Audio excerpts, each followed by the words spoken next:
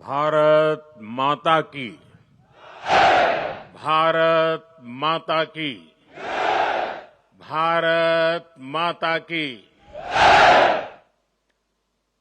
सरदार साहब की ओजस्व वाणी statue of unity के समीप ये भव्य कार्यक्रम एकता नगर का ये विहंगम दृश्य और यहां हुई शानदार परफॉर्मेंसेज, ये मिनी इंडिया की झलक, सब कुछ कितना अद्भुत है, कितना प्रेरक है। 15 अगस्त और 26 जनवरी की तरह ही 31 अक्टूबर को होने वाला ये आयोजन पूरे देश को नई ऊर्जा से भर देता है। मैं राष्ट्रीय एकता दिवस पर सभी देशवासियों को बहुत बहुत बधाई देता हूं।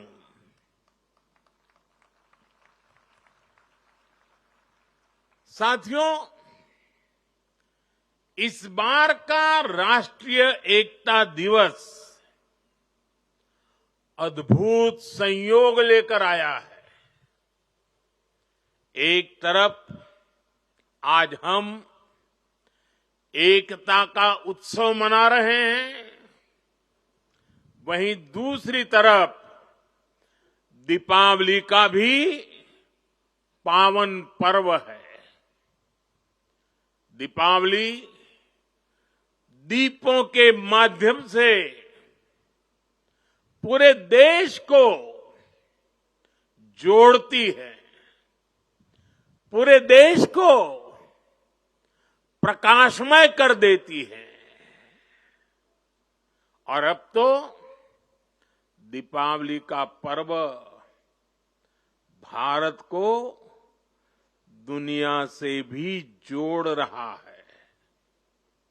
अनेक देशों में इसे राष्ट्रीय उत्सव की तरह मनाया जा रहा है।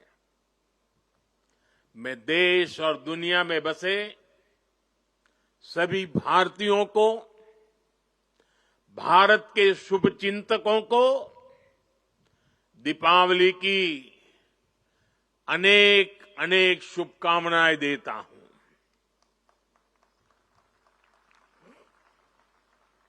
साथियों, इस बार का एकता दिवस एक और वजह से भी विशेष है। आज से सरदार पटेल का 150वां जन्म जयंती वर्ष शुरू हो रहा है। आने वाले 2 वर्षों तक देश सरदार पटेल की 150वीं जन्म जयंती का उत्सव मनाएगा। ये भारत के प्रति उनके असाधारण योगदान के प्रति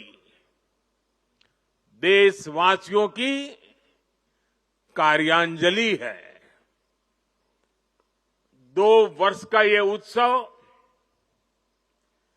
एक भारत श्रेष्ठ भारत के हमारे संकल्प को मजबूत करेगा। ये अवसर हमें सीख देगा कि असंभव से दिखने वाले काम को भी संभव बनाया जा सकता है। जब भारत को आजादी मिली थी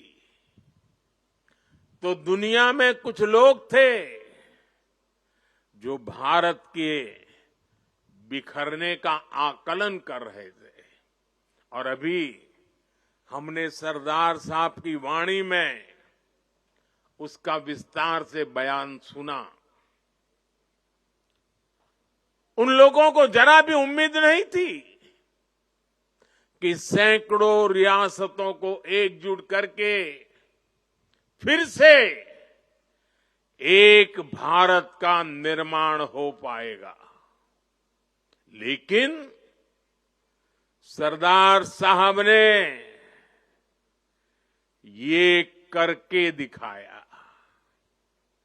ये इसलिए संभव हुआ क्योंकि सरदार साहब व्यवहार में यथार्थवादी, संकल्प में सत्यवादी, कार्य में मानवतावादी और ध्येय में राष्ट्रवादी थे। साथियों, आज हमारे पास छत्रपति शिवाजी महाराज की प्रेरणा भी है। उन्होंने आक्रांताओं को खदेड़ने के लिए सबको एक किया। ये महाराष्ट्र का रायगढ़ किला आज भी साक्षात वो गाथा कहता है। छत्रपति शिवाजी महाराज ने रायगढ़ के किले से राष्ट्र के अलग अलग विचारों को एक उद्देश्य के लिए एकजुट किया था। आज यहां एकता नगर में हम रायगढ़ के उस ऐतिहासिक किले के उसकी छवि हमारे सामने प्रेरणा का प्रतीक बन के खड़ी है। रायगढ़ किला सामाजिक न्याय, देशभक्ति और राष्ट्र प्रथम के संस्कारों की पवित्र भूमि रहा है। आज इसी पृष्ठभूमि में हम विकसित भारत के संकल्प की सिद्धि के लिए यहां एकजुट हुए हैं। साथियों, बीते 10 वर्ष तक भारत की एकता और अखंडता के लिए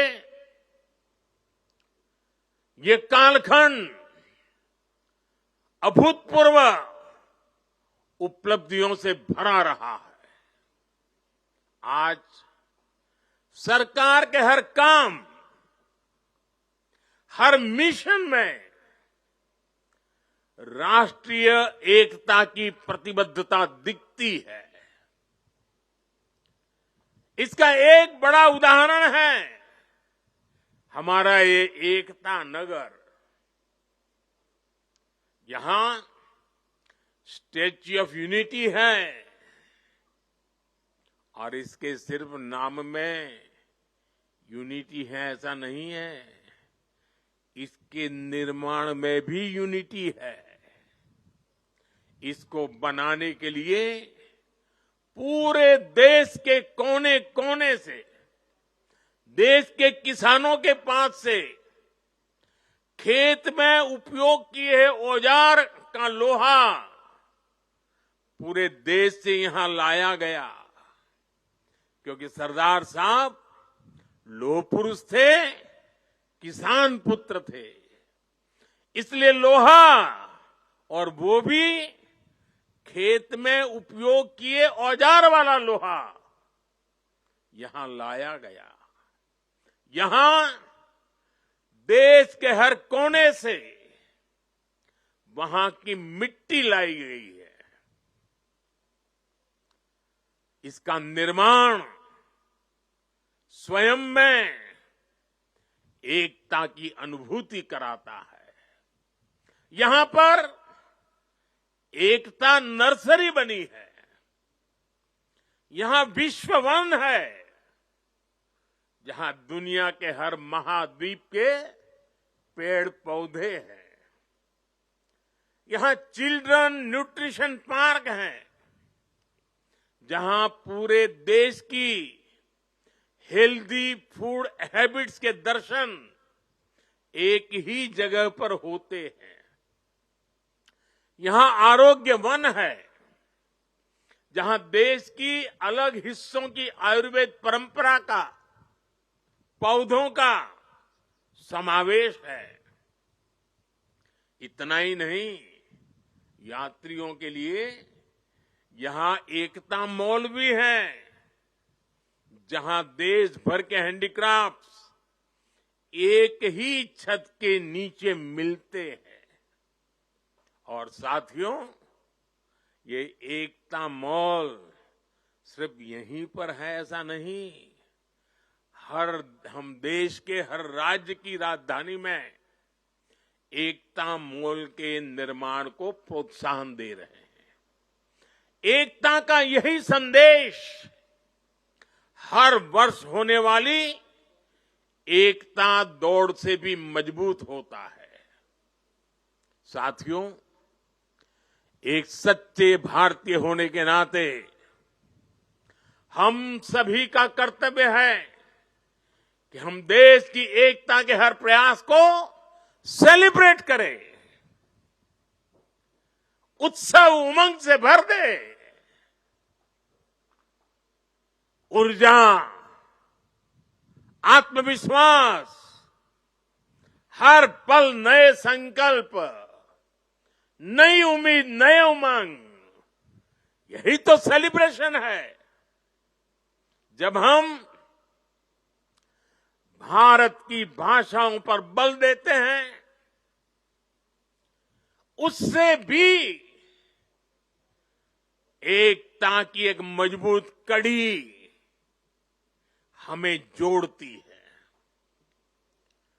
नई राष्ट्रीय शिक्षा नीति में हमने भारतीय भाषाओं में पढ़ाई पर विशेष बल दिया है। और आप सबको पता है, और देश ने गौरव भी अनुभव किया, दुनिया भर में उसे उत्सव के रूप में बनाया गया। वो कौन सा निर्णय था? हाल में ही सरकार ने मराठी भाषा, बांग्ला भाषा, असमिया भाषा, पाली भाषा और प्राकृत भाषा, इन भाषाओं को शास्त्रीय भाषाओं का दर्जा दिया है। सरकार के इस फैसले का सभी ने दिल से स्वागत किया है। और हम हमारी भाषा को मातृभाषा कहते हैं। और जब मातृभाषा का सम्मान होता है ना, तो हमारी अपनी माता का भी सम्मान होता है, हमारी धरती माता का सम्मान होता है, और हमारी भारत माता का सम्मान होता है। भाषा की तरह ही आज देश भर में चल रहे कनेक्टिविटी के काम, जोड़ने के काम भी देश की एकता को मजबूत कर रहे हैं। रेल हो, रोड हो, हाईवे हो और इंटरनेट जैसे आधुनिक इंफ्रास्ट्रक्चर ने गांव को शहरों से जोड़ा है। जब कश्मीर और नॉर्थ ईस्ट की राजधानियां रेल से जुड़ती हैं, जब लक्षद्वीप और अंडमान निकोबार द्वीप अंडर सी केबल से तेज इंटरनेट से जुड़ते हैं, जब पहाड़ों पर लोग मोबाइल नेटवर्क से जुड़ते हैं, तब विकास की दौड़ में पीछे छूट जाने का भाव समाप्त हो जाता है। आगे बढ़ने की नई ऊर्जा अपने आप जन्म लेती है। देश की एकता का भाव सशक्त होता है। साथियों,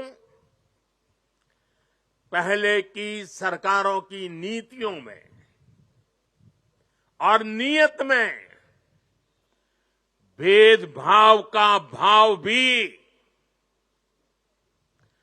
देश की एकता को कमजोर करता रहा है। बीते 10 वर्षों में देश में सुशासन के नए मॉडल ने भेदभाव की हर गुंजाइश समाप्त की है। हमने सबका साथ, सबके विकास का रास्ता चुना है।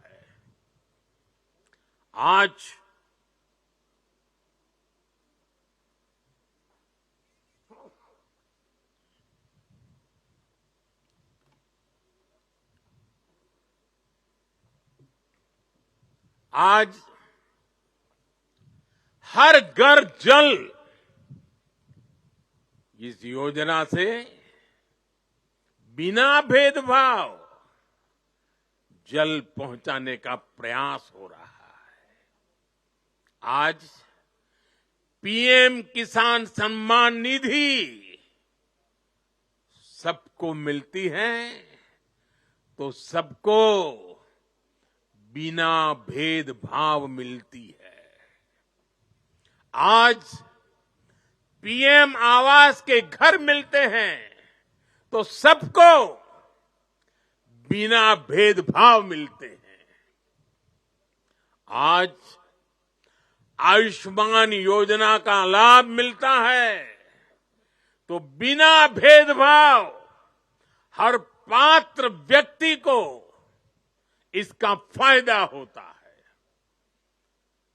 सरकार की इस अप्रोच ने समाज में, लोगों में दशकों से व्याप्त असंतोष को समाप्त किया है। इस वजह से लोगों का सरकार पर भरोसा बढ़ा है, देश की व्यवस्थाओं पर भरोसा बढ़ा है। विकास और विश्वास की यही एकता एक भारत श्रेष्ठ भारत के निर्माण को गति देती है। और मुझे पूरा विश्वास है हमारी हर योजना में, हमारी हर नीति में और हमारी नीयत में एकता हमारी प्राण शक्ति है। इसे देख करके, सुन करके सरदार साहब की आत्मा जहां भी होगी हमें अवश्य आशीर्वाद देती होगी। साथियों, पूज्य बापू महात्मा गांधी कहा करते थे, विविधता में एकता को जीने के हमारे सामर्थ्य की निरंतर परीक्षा होगी। गांधी जी ने कहा था और आगे कहा था, इस परीक्षा को हमें हर हाल में पास करते रहना है। बीते 10 साल में भारत ने विविधता में एकता को जीने के हर प्रयास में सफलता पाई है। सरकार ने अपनी नीतियों और निर्णयों में एक भारत की भावना को लगातार मजबूत किया है। आज वन नेशन वन आइडेंटिटी यानी आधार की सफलता हम सब देख रहे हैं और दुनिया इसकी चर्चा भी करती है। पहले भारत में अलग अलग टैक्स सिस्टम थे। हमने one nation one tax system GST बनाया। हमने one nation one power grid से देश के पावर सेक्टर को मजबूत किया। वरना एक वक्त था कहीं बिजली तो होती थी, कहीं अंधेरा होता था, लेकिन बिजली पहुंचाने के लिए ग्रिड टुकड़ों में बटी पड़ी थी। हमने वन नेशन वन ग्रिड इस संकल्प को पूरा किया। हमने one nation one ration card से गरीबों को मिलने वाली सुविधाओं को एक साथ जोड़ दिया, एकीकृत किया। हमने आयुष्मान भारत के रूप में one nation one health insurance की सुविधा देश के जन जन को दी है। साथियों, एकता के हमारे इन प्रयासों के तहत ही अब हम वन नेशन वन इलेक्शन पर काम कर रहे हैं, जो भारत के लोकतंत्र को मजबूती देगा, जो भारत के संसाधनों का ऑप्टिमम आउटकम देगा और देश विकसित भारत के सपने को पार करने में और नई गति प्राप्त करेगा, समृद्धि प्राप्त करेगा।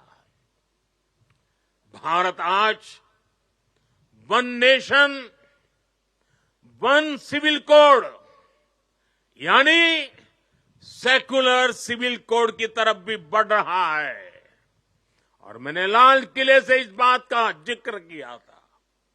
इसके भी मूल में सामाजिक एकता, सरदार साहब की बात ही हमारी प्रेरणा है। इससे अलग अलग सामाजिक वर्गों में भेदभाव की जो शिकायत रहती है, उसे दूर करने में मदद मिलेगी।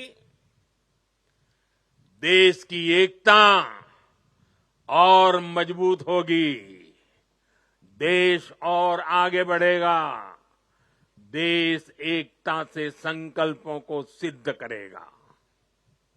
साथियों, आज पूरे देश को खुशी है कि आजादी के 7 दशक बाद देश में एक देश एक संविधान का संकल्प भी पूरा हुआ है। सरदार साहब की आत्मा को मेरी ये सबसे बड़ी श्रद्धांजलि है। देशवासियों को पता नहीं है 70 साल तक बाबा साहब आंबेडकर का संविधान पूरे देश में लागू नहीं हुआ था।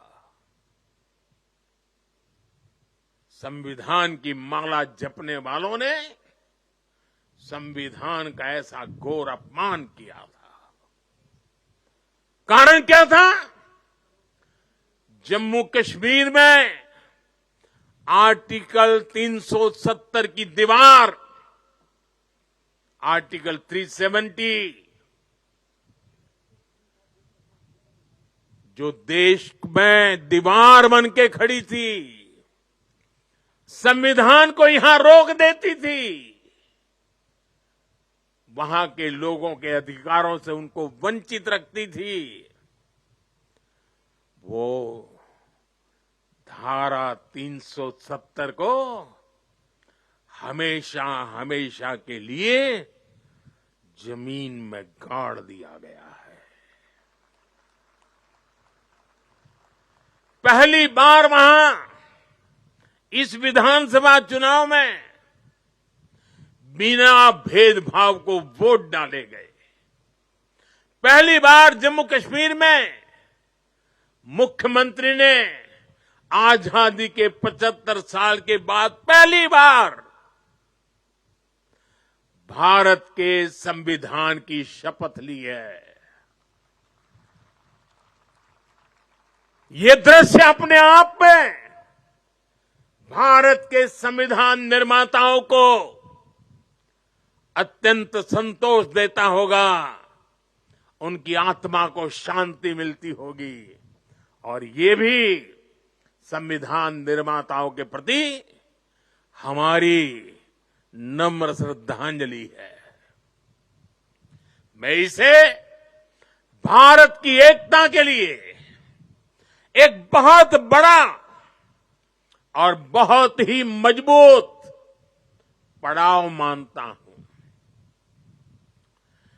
जम्मू कश्मीर की देशभक्त जनता ने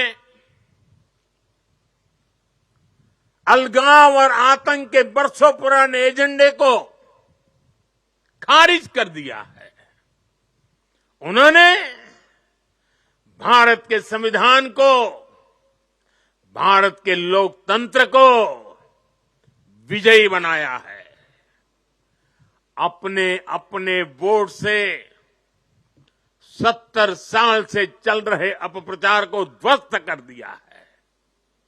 मैं आज राष्ट्रीय एकता दिवस पर जम्मू कश्मीर के देशभक्त लोगों को, भारत के संविधान पर सम्मान करने वाले लोगों को बहुत ही आदरपूर्वक सैल्यूट करता हूं। साथियों, बीते 10 साल में भारत ने ऐसे अनेक मुद्दों का समाधान किया है जो राष्ट्रीय एकता के लिए खतरा थे। आज आतंकियों के आकाओं को पता है कि भारत को नुकसान पहुंचाया तो भारत उन्हें छोड़ेगा नहीं। आप नॉर्थ ईस्ट में देखिए, कितने बड़े संकट थे। हमने संवाद से, विकास और विश्वास से अलगाव की आग को शांत किया। बोडो समझौते ने असम में 50 सालों का विवाद खत्म किया है। ब्रू रियांग एग्रीमेंट, इसके कारण हजारों विस्थापित लोग अनेक दशकों के बाद अपने घर लौटे हैं। National liberation front of Tripura से हुए समझौते ने लंबे समय से चल रही अशांति खत्म की है। असम और मेघालय के बीच के सीमा विवाद को काफी हद तक हम सुलझा चुके हैं। साथियों, जब 21वीं सदी का इतिहास लिखा जाएगा तो उसमें एक स्वर्णिम अध्याय होगा कि कैसे भारत ने दूसरे और तीसरे दशक में नक्सलवाद जैसी भयानक बीमारी को जड़ से उखाड़ दिखाया, उखाड़ करके फेंका। आप याद करिए वो समय जब नेपाल के पशुपति से भारत के तिरुपति तक रेल कॉरिडोर बन चुका था। जिस जनजातीय समाज ने भगवान बिरसा मुंडा जैसे देशभक्त दिए, जिन्होंने हमारे सीमित संसाधनों के बावजूद भी देश के हर कोने में मेरे आदिवासी भाई बहनों ने आजादी के लिए अंग्रेजों से मुकाबला किया,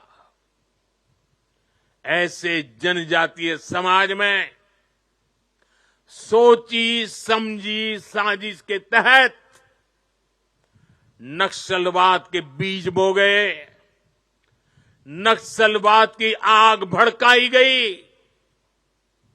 ये नक्सलवाद भारत की एकता और अखंडता के लिए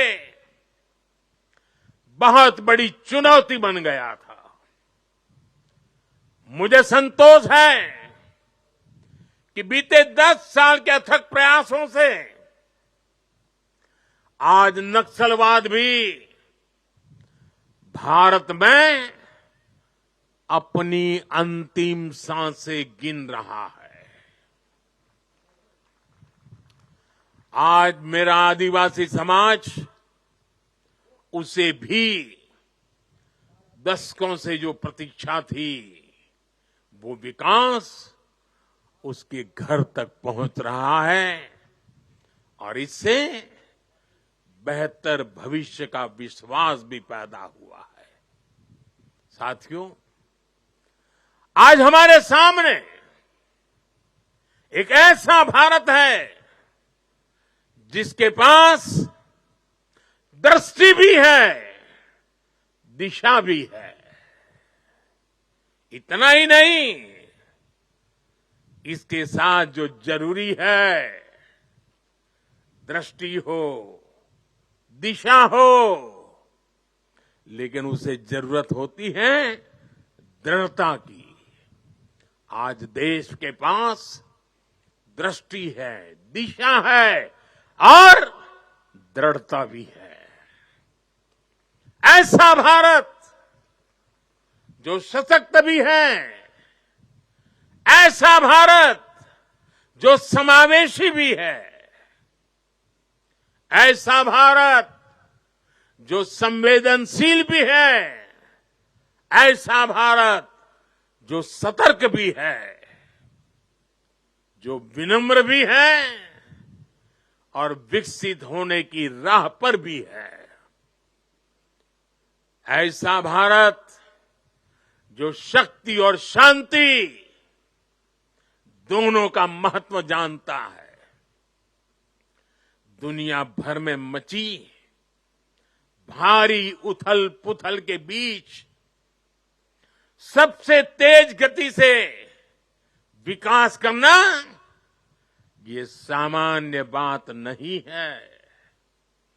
जब अलग अलग हिस्सों में युद्ध हो रहे हो, तब युद्ध के बीच बुद्ध के संदेशों का संचार करना सामान्य नहीं है।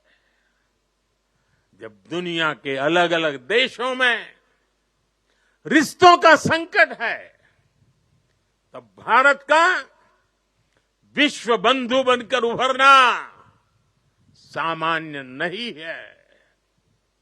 जब दुनिया में एक देश की दूसरे देश से दूरी बढ़ रही है,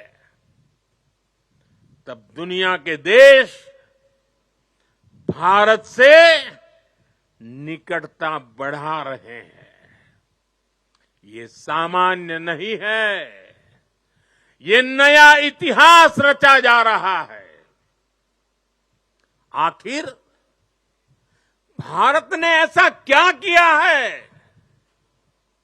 साथियों, आज दुनिया देख रही है कि भारत कैसे अपने संकटों का दृढ़ता के साथ समाधान कर रहा है। आज दुनिया देख रही है कि भारत कैसे एकजुट होकर दशकों पुरानी चुनौतियों को समाप्त कर रहा है। और इसलिए हमें इस महत्वपूर्ण समय पर अपनी एकता को सहेजना है, उसे संभालना है।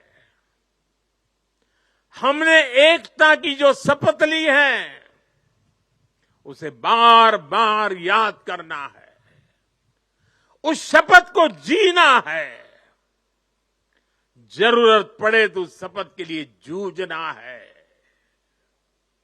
हर पल इस शपथ की भाव को अपने जोम से भरते रहना है। साथियों, भारत के बढ़ते सामर्थ्य से, भारत में बढ़ते एकता के भाव से कुछ ताकतें बहुत परेशान है। भारत के भीतर और भारत के बाहर भी ऐसे लोग भारत में अस्थिरता, भारत में अराजकता फैलाने की कोशिश कर रहे हैं। वो भारत के आर्थिक हितों को चोट पहुंचाने में जुटी हैं। वो ताकतें चाहती कि दुनिया भर के निवेशकों में गलत संदेश जाए, भारत की नेगेटिव छवि उभरे। ये लोग भारत की सेनाओं तक को टारगेट करने में लगे हैं। मिस इन्फॉर्मेशन कैंपेन चलाए जा रहे हैं। सेनाओं में अलगाव पैदा करना चाहते हैं। ये लोग भारत में जात पात के नाम पर विभाजन करने में जुटे हैं। इनके हर प्रयास का एक ही मकसद है, भारत का समाज कमजोर हो, भारत की एकता कमजोर हो। ये लोग कभी नहीं चाहते कि भारत विकसित हो, क्योंकि कमजोर भारत की राजनीति, गरीब भारत की राजनीति ऐसे लोगों को सूट करती है। 5-5 दशक तक इसी गंदी घिनौनी राजनीति देश को दुर्बल करते हुए चलाई गई है। इसलिए ये लोग संविधान और लोकतंत्र का नाम लेते हुए भारत के जन जन के बीच में भारत को तोड़ने का काम कर रहे हैं। अर्बन नक्सलियों के इस गठजोड़ को, इनके गठजोड़ को हमें पहचानना ही होगा। और मेरे देशवासियों, जंगलों में पनपा नक्सलवाद, बम बंदूक से आदिवासी नौजवानों को गुमराह करने वाला नक्सलवाद जैसे जैसे समाप्त होता गया, अर्बन नक्सल का नया मॉडल उभरता गया। हमें देश को तोड़ने के सपने देखने वाले, देश को बर्बाद करने के विचार को लेकर के चलने वाले, मुंह पर जूठे नकाब पहने हुए लोगों को पहचानना होगा। उनसे मुकाबला करना ही होगा। साथियों, आज हालत ये हो गई है कि आजकल एकता की बात करना तक गुनाह बना दिया गया है। एक समय था जब हम बड़े गर्व के साथ स्कूल, कॉलेज में, घर में, बाहर सहज रूप से एकता के गीत गाते थे। जो पुराने लोग हैं उनको पता है हम क्या गीत गाते थे। हिंद देश के निवासी सभी जन एक है, हिंद देश के निवासी सभी जन एक है, रंग रूप वेश भाषा चाहे अनेक है। ये गीत गाए जाते थे। आज की तारीख में कोई ये गीत गाएगा तो उसको अर्बन नक्सलों की जमात गालियां देने का मौका पकड़े लेगी। और आज कोई अगर कह दें कि एक है तो सेफ है, तो ये लोग एक है तो सेफ है उसको भी गलत तरीके से परिभाषित करने में लगेंगे।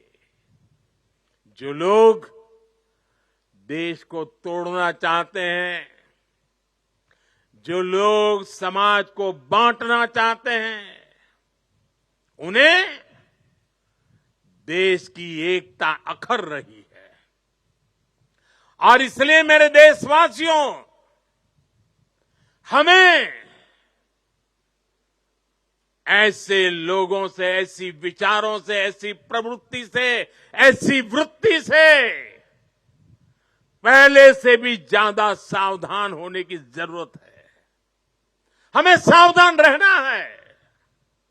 साथियों, हम सब सरदार साहब को, उनके विचारों को जीने वाले लोग हैं। सरदार साहब कहते थे, भारत का सबसे बड़ा लक्ष्य एकजुट और मजबूती से जुड़ी शक्ति बनने का होना चाहिए। हमें याद रखना है, हिंदुस्तान विविधता वाला देश है। हम विविधता को सेलिब्रेट करेंगे, तभी एकता मजबूत होगी। आने वाले 25 साल एकता के लिहाज से बहुत ही महत्वपूर्ण है। इसलिए एकता के इस मंत्र को हमें कभी भी कमजोर नहीं पड़ने देना है। हर झूठ का मुकाबला करना है, एकता के मंत्र को जीना है। और ये मंत्र, ये एकता, ये तेज आर्थिक विकास के लिए भी, विकसित भारत बनाने के लिए, समृद्ध भारत बनाने के लिए बहुत जरूरी है। ये एकता सामाजिक सद्भाव की जड़ी बूटी है। सामाजिक सद्भाव के लिए ये बहुत जरूरी है। अगर हम सच्चे सामाजिक न्याय को समर्पित है, सामाजिक न्याय हमारी प्राथमिकता है, तो एकता सबसे पहली पूर्व शर्त है। एकता बनाए रखना है। ये बेहतर सुविधाओं के निर्माण के लिए बिना एकता को गाड़ी चल नहीं सकती है। ये नौकरी के लिए, निवेश के लिए एकता जरूरी है। आइए हम एक होकर एक साथ आगे बढ़े। एक बार फिर आप सभी को राष्ट्रीय एकता दिवस पर मेरी ढेर सारी शुभकामनाएं। मैं कहूंगा, सरदार साहब आप सब बोलिए, अमर रहे, अमर रहे। सरदार साहब, सरदार पटेल, सरदार पटेल, सरदार पटेल, भारत माता की, भारत माता की, भारत माता की।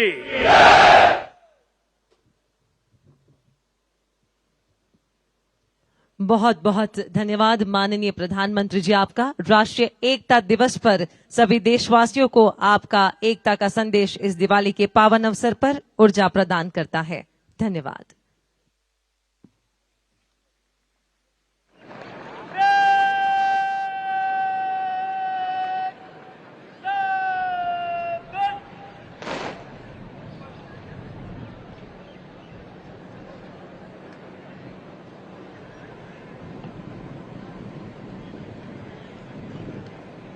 और माननीय प्रधानमंत्री जी फोटो सेशन के लिए पधारते हुए